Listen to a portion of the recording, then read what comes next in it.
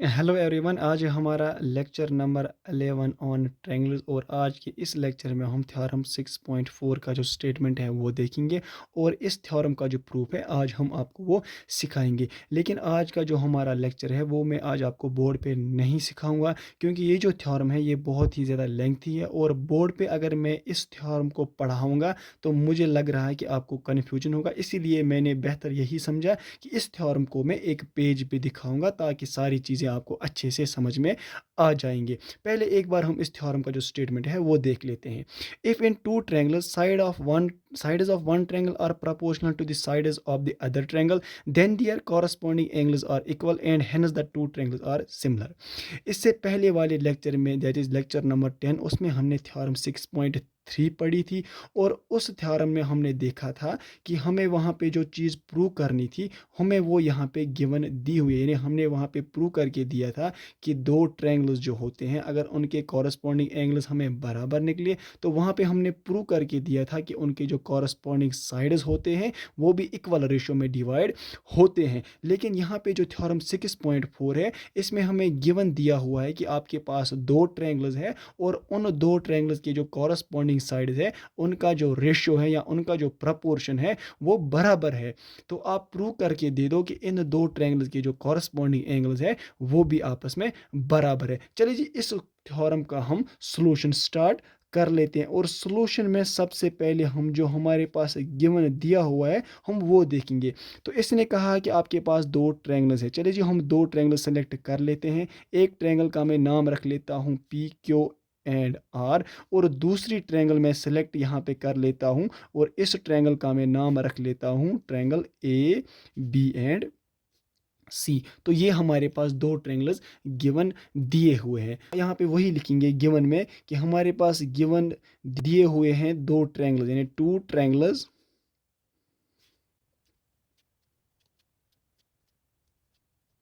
तो ये हमारे पास गिवन दिया हुआ है कि हमारे पास दो ट्रायंगल्स है और उन दो ट्रायंगल्स में कॉरस्पॉन्डिंग साइड्स का जो रेशियो है वो इक्वल है। तो ये हमारे पास गिवन है। तो इसके बाद हम लिखेंगे टू प्रूव कि हमें प्रूव करके क्या देना है। हमें प्रूव करके देना है कि ये जो एंगल ए है इस triangle that is equals to angle P. इसी तरह से जो एंगल बी है that is equals to angle Q. इसी तरह से जो angle C that is equals to angle R. इन दो ट्रायंगल्स के जो कॉरस्पॉन्डिंग एंगल्स है वो आपस में बराबर है। ये हमें प्रूव करके देना है। तो अगर हमने ये कंडीशन प्रूव करके दी तो हम कह सकते हैं कि triangle A B C is similar with triangle P Q R. ये हम इसी टू प्रूव में ही लिखेंगे कि अगर हमारे पास ये एंगल्स बराबर निकले तो ये दो ट्रायंगल्स आपस में सिमिलर होंगे। ये हमें प्रूव करके देना है। इस थ्योरम का प्रूफ लिखने से पहले हमने जो थ्योरम 6.3 में कॉन्स्ट्रक्शन की थी वही कॉन्स्ट्रक्शन हमें थ्योरम 6.4 में करनी है। तो इसका मतलब थ्योरम 6.3 जो है वो आपके लिए बहुत ही ज़्यादा इम्पॉर्टेंट है। अगर आपको वो थ्योरम समझ में नहीं आई है तो आपको थ्योरम 6.4 समझ में नहीं आएगी। इसीलिए आपको पहले थ्योरम 6.3 को देखना है, उसके बाद ही आपको थ्योरम 6.4 अच्छे से समझ में आ जाएगी। तो जो कॉन्स्ट्रक्शन हमने थ्योरम 6.3 में की है वही कॉन्स्ट्रक्शन हम यहाँ थ्योरम 6.4 में करेंगे। चलिए जी, हम इस थ्योरम का कॉन्स्ट्रक्शन लिख लेते हैं। कॉन्स्ट्रक्शन में हम क्या करेंगे,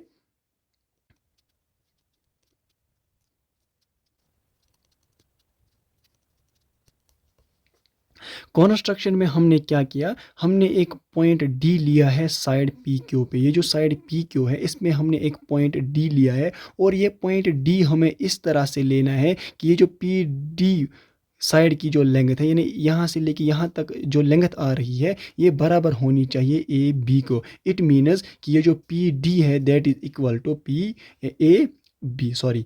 तो इसी तरह से हमें एक पॉइंट लेना है दैट इज पॉइंट ई और ये पॉइंट ई हमें लेना है पी आर पे और ये पॉइंट ई हमें इस तरह से लेना है कि ये जो लेंथ पी ई है ये बराबर होनी चाहिए ए सी को। तो वही मैंने यहाँ पे लिखा P E is equals to A C. इसके बाद हमने ज्वाइन करना है डी ई को। तो ये रही हमारी कॉन्स्ट्रक्शन। तो इस थ्योरम का जो प्रूफ है वो हम स्टेप्स में करेंगे और सबसे पहले स्टेप में हम प्रूव करके देंगे कि ये जो लाइन डी ई है ये पैरेलल है क्यू आर को। ये हम पहला स्टेप करेंगे और सेकंड स्टेप में हम क्या करेंगे, सेकंड स्टेप में हम प्रूव करके देंगे ये जो PDE ट्रायंगल है ये सिमिलर है विद ट्रायंगल PQR, यानी ये छोटी ट्रायंगल जो है ये सिमिलर है इस बड़ी वाली ट्रायंगल को। और जो हमारा थर्ड स्टेप होगा उसमें हम प्रूव करके देंगे कि ये जो BC लाइन है ये बराबर है DE लाइन को, ये हमारा थर्ड स्टेप रहेगा। और जो हमारा फोर्थ स्टेप होगा उसमें हम प्रूव करके देंगे कि ये जो ट्रायंगल ABC है ये कॉन्ग्रुएंट है विद ट्रायंगल PDE, यानी ये वाली ट्रायंगल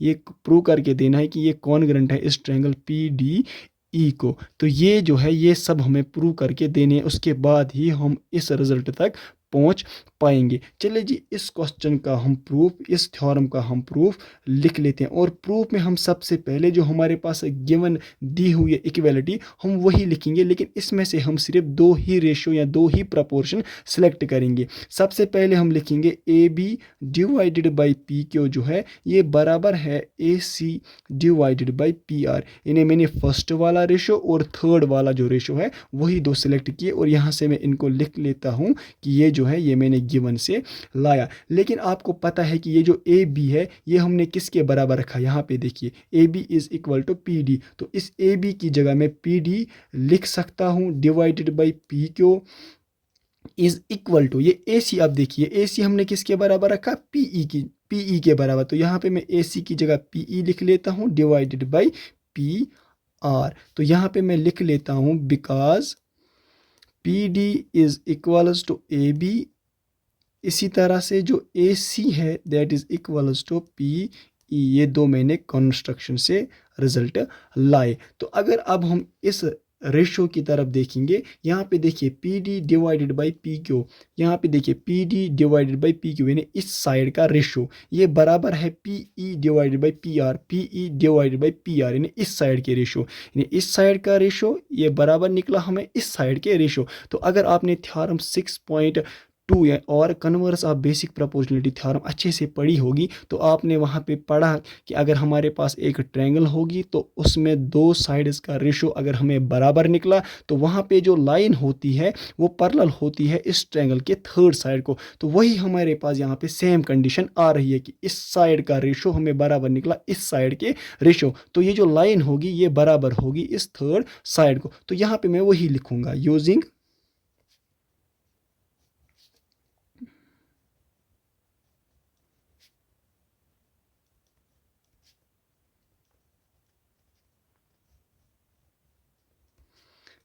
तो थ्योरम 6.2 को हम यहाँ पे अप्लाई करेंगे और हम कह सकते हैं कि ये जो लाइन DE है ये पैरेलल होगी QR को। ठीक है, तो यहाँ तक हमने किया। इसके बाद अब हम क्या करेंगे, जब आपने पढ़ा होगा कि अगर हमारे पास एक लाइन होगी और इसके पैरेलल में हमारे पास एक दूसरी लाइन होगी और यहाँ से एक ट्रांसवर्स इन दो लाइन्स को कट कर रहा है, तो ये जो कॉरस्पॉन्डिंग एंगल्स होते हैं यानी ये एंगल और ये एंगल बराबर होगा, इसी तरह से ये एंगल और ये एंगल जो है ये बराबर होंगे, इनको हम बोलते हैं कॉरस्पॉन्डिंग एंगल्स। तो यहाँ पे हमें सेम कंडीशन आ रही है, यहाँ पे एक लाइन DE है और यहाँ पे एक लाइन है QR, तो यहाँ से ये ट्रांसवर्स जा रहा है, इसका मतलब ये एंगल और ये एंगल जो है ये आपस में बराबर होंगे। इसी तरह से जो ये एंगल और ये एंगल है ये भी आपस में बराबर होंगे क्योंकि ये कॉरस्पॉन्डिंग एंगल्स है। तो हम वही यहाँ पे लिखेंगे देयरफॉर एंगल PDE ये बराबर होगा एंगल PQ एंड R। इसी तरह से जो एंगल PED है ये हमें बराबर होगा एंगल PRQ, और इन दोनों को मैं सामने लिख लेता हूँ कॉरस्पॉन्डिंग एंगल्स, क्योंकि लाइन्स दो आपस में पैरेलल है तो कॉरस्पॉन्डिंग एंगल्स जो होते हैं वो आपस में बराबर होते हैं। और इन दो इक्वेलिटीज़ का मैं नाम रख लेता हूँ, इसका मैं इक्वेशन नंबर फर्स्ट रख लेता हूँ और इसका मैं इक्वेशन नंबर सेकंड नाम रख लेता हूँ, क्योंकि ये हमें आगे जाके ज़रूरत आने वाले हैं, इसीलिए मैंने इनको नाम भी रखा है। अब नेक्स्ट स्टेप में हम क्या करेंगे, मैंने आपको क्या बोला था, अब हम ये छोटी वाली ट्रायंगल और ये जो बड़ी वाली ट्रायंगल है इनको हम प्रूव करके देंगे कि ये दो ट्रायंगल्स आपस में सिमिलर। चलिए जी इन दो ट्रायंगल्स को हम ले लेते हैं, हम लिखेंगे अब now in triangle PDE and triangle PQR। तो हमने कौन से दो ट्रायंगल्स दिए, एक हमने ट्रायंगल PDE ली और दूसरी ट्रायंगल जो हमने ली दैट इज PQR। यहाँ पे मैं आपको एक बार दिखा लेता हूँ, या एक तो मैंने ये वाली ट्रायंगल ली दैट इज PDE ये छोटी वाली ट्रायंगल, और इस जिसमें ये बनी हुई है दैट इज़ PQR ये बड़ी वाली ट्रायंगल है, ये दो मैंने लिए हैं। इस ट्रायंगल का नाम है PQR। तो अब मैं प्रूव करके दूंगा कि ये दो ट्रायंगल्स आपस में सिमिलर है। मैं कैसे प्रूव करके दूंगा कि ये जो एंगल D है ये बराबर है एंगल Q। यहाँ पे मैंने अभी प्रूव किया है इक्वेशन फर्स्ट में। इसी तरह से जो एंगल E है ये बराबर है एंगल R के, ये भी मैंने अभी यहाँ पे प्रूव किया। इसी तरह से जो एंगल P है तो यहाँ पे भी यही एंगल P है, यानी एंगल P दोनों ट्रायंगल्स में आ रहा है तो ये कॉमन एंगल है। तो इस रिजल्ट से हम लिख सकते हैं कि ये दो ट्रायंगल्स आपस में सिमिलर है। चले जी हम वही लिख लेते हैं कि पहले इस ट्रायंगल का एंगल जो है दैट इज एंगल PDE, यानी ये वाला एंगल ये हमें बराबर निकला इस एंगल के, दैट इज एंगल PQR। इसी तरह से जो ये वाला एंगल है दैट इज एंगल PED, ये हमें बराबर निकला एंगल PRQ। और ये दो रिजल्ट जो मैंने लाए हैं ये मैंने किए थे ऑलरेडी प्रूव्ड अबो, ठीक है, यहाँ से मैंने ये प्रूव किए हैं, आप देख सकते हो। और यहाँ पे जो एंगल P है वो उस ट्रायंगल में भी है, यानी angle P is equal to angle P, तो ये इन दो ट्रायंगल्स में कॉमन है।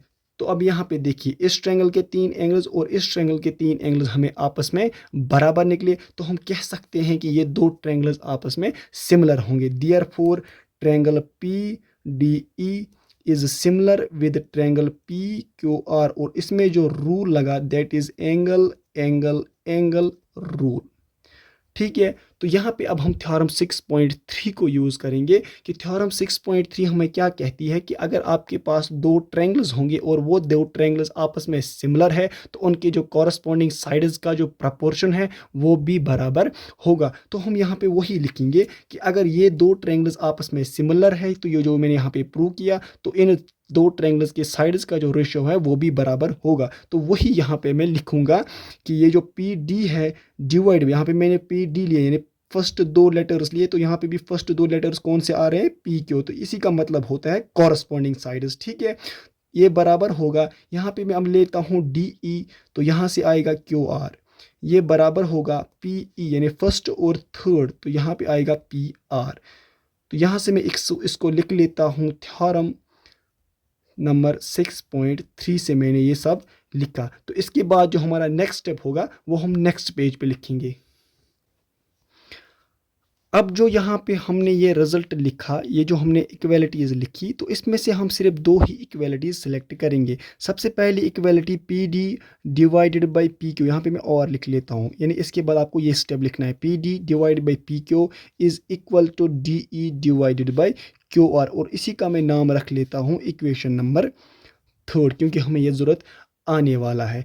और अगर हम अब गिवन की तरफ देखेंगे, अगर आपने गिवन में देखा, यहाँ से मैं आपको दिखा लेता हूँ, तो गिवन में हमारे पास दिया हुआ था कि AB divide by PQ is equal to BC divide by QR। यही वाली जो इक्वेलिटी है, इन दो साइड्स के रेशियोज की जो इक्वेलिटी है, यही मैं यहाँ पे लिख लेता हूँ। मैं यहाँ पे लिख लेता हूँ आल्सो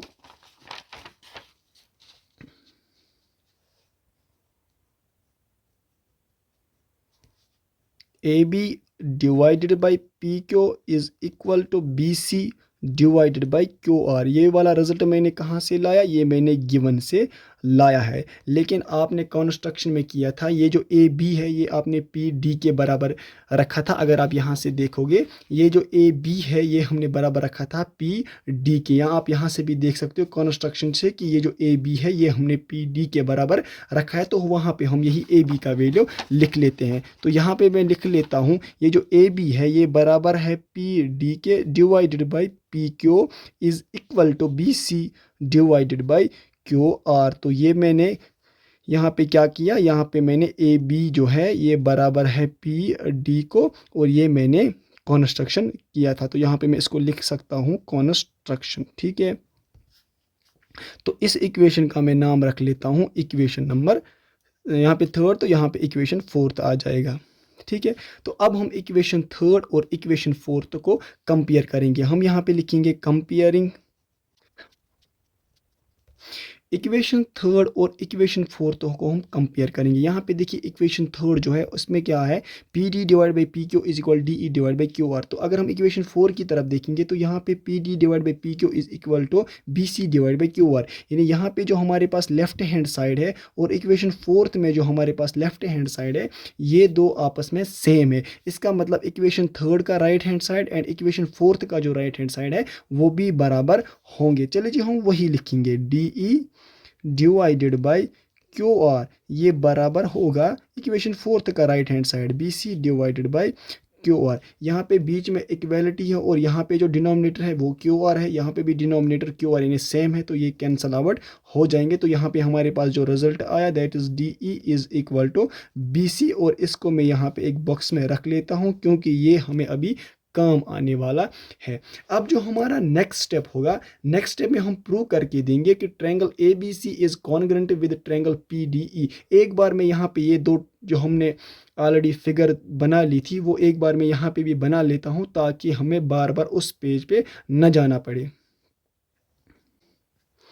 तो हमने यहाँ से प्रूव किया कि ये जो डी ई लाइन है, ये वाली लाइन, ये हमें बराबर निकली इस बी सी को। तो हमारा जो अब नेक्स्ट स्टेप है वो हमें प्रूव करके देना है कि ये ट्रायंगल ए बी सी जो है ये कॉन्ग्रुएंट है with triangle P D E. चलिए जी ये दो ट्रायंगल्स हम ले लेते हैं। Now in triangle A B C and triangle P D E, हमने ये दो ट्रायंगल्स सेलेक्ट किए, एक ये वाली ट्रायंगल और एक ये वाली ट्रायंगल। और इस ट्रायंगल में हमें पता है कि ये जो ए बी है ये बराबर है पी डी को, यानी A B is equal to P D. तो ये मैंने कहाँ से लाया, ये मैंने कंस्ट्रक्शन किया था। इसी तरह से जो ये ए सी है ये बराबर है पी ई को, A C is equal to P E. ये रिजल्ट मैंने कहाँ से लाया, ये भी हमने कंस्ट्रक्शन किया था। और ये जो बी सी है ये बराबर है डी ई के, यानी डी ई जो है ये हमें बराबर है बी सी को। ये रिजल्ट मैंने कहाँ से लाया, ये जो मैंने यहाँ पे अभी बॉक्स में रखा था कि हमने प्रूव करके दिया कि ये साइड और ये साइड आपस में बराबर है। हम वही लिखेंगे कि B C is equal to D E, और इसको मैं यहाँ से लिख लेता हूँ प्रूव्ड एबो, कि हमने ये ऑलरेडी प्रूव किया है कि इस ट्रायंगल का ये साइड और इस ट्रायंगल का ये साइड जो है ये आपस में बराबर है। अब यहाँ पे देखिए इस ट्रायंगल के तीन साइड्स और इस ट्रायंगल के तीन साइड्स जो है ये हमें बराबर निकले, मतलब जो ट्रायंगल ए बी सी का साइज है वही ट्रायंगल पी डी ई का भी साइज है। तो ये दो ट्रायंगल यानी शेप भी सेम है और साइज भी हमें बराबर निकला। तो हम कह सकते हैं कि ये जो ट्रायंगल है, ट्रायंगल्स दो है, ये आपस में कॉन्ग्रुएंट होंगे। ठीक है, तो यहाँ पे मैं यही लिख लेता हूँ और इसमें जो रूल लगा that is side side side rule. तो आपको पता ही है कि जब दो ट्रायंगल्स आपस में कॉन्ग्रुएंट होते हैं तो उनके जो कॉरस्पॉन्डिंग एंगल्स होते हैं वो भी बराबर होते हैं। तो हम यहाँ पे यही लिखेंगे, this implies angle A is equal to angle P. तो यहाँ पे इस ट्रायंगल में ये वाला एंगल और इस ट्रायंगल में ये वाला एंगल ये बराबर होंगे। इसी तरह से ये वाला एंगल और ये वाला एंगल भी बराबर होगा और ये वाला एंगल और ये वाला एंगल भी बराबर होगा। चलिए जी हम वही लिख लेते हैं। एक एंगल तो मैंने लिखा, दूसरा एंगल लिख लेते हैं। एंगल ए बी सी ये हमें बराबर होगा एंगल पी डी ई, और एंगल सी यानी एंगल ए सी बी ये हमें बराबर होगा एंगल पी ई डी। इसका मैं नाम रख लेता हूँ इक्वेशन नंबर 5 और इसका मैं नाम रख लेता हूँ इक्वेशन नंबर 6। और ये जो तीनों रिजल्ट्स मैंने लिखे ये मैंने लिखे हैं सी पी सी टी, यानी corresponding parts of congruent triangles. और आपको पता ही है कि जब दो ट्रायंगल्स कॉन्ग्रुएंट होते हैं तो उनके जो कॉरस्पॉन्डिंग एंगल्स होते हैं वो भी बराबर होते हैं। तो यहाँ पे मैंने इनको ये वाले नाम दे दिए हैं। क्यों दिए दिए ये आपको अभी समझ में आ जाएगा। अगर हम जो हमने पहले प्रूव किया था, अगर हम वहाँ पे देखेंगे, हमने यहाँ से प्रूव क्या किया था, एक बार मैं आपको दिखा लेता हूँ। यहाँ पे मैंने एक इक्वेशन फर्स्ट रखा था, एक इक्वेशन सेकंड रखा था। तो अब हम क्या करेंगे, इक्वेशन फर्स्ट को हम कंपेयर करेंगे इक्वेशन 5 के साथ और इक्वेशन सेकंड को हम कंपेयर करेंगे इक्वेशन 6 के साथ। यहाँ पे हमें एक नया रिजल्ट मिलेगा। तो हम वही लिखेंगे।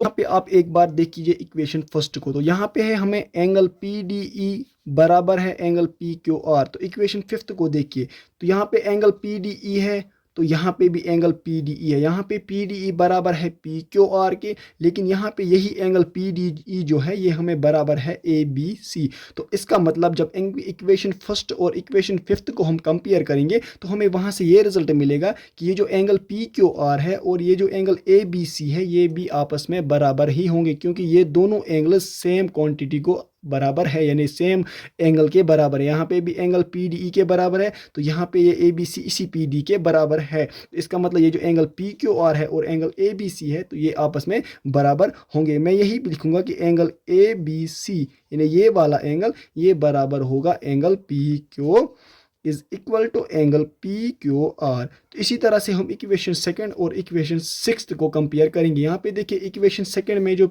एंगल पी ई डी है that is equal to P R D. यहाँ पे पी आर